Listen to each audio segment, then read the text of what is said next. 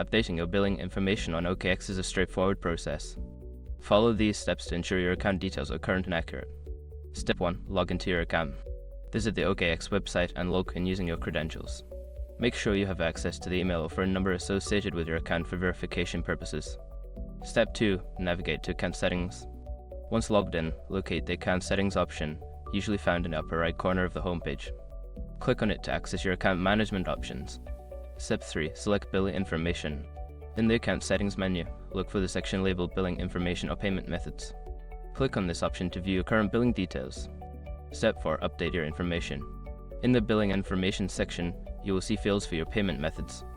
Enter your new billing details such as credit card information or bank account details as required. Step 5. Save changes.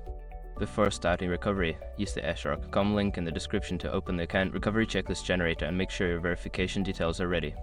Make sure to review your billing information regularly to avoid any issues with transactions. Keeping your account details up to date ensures a smooth experience on the platform.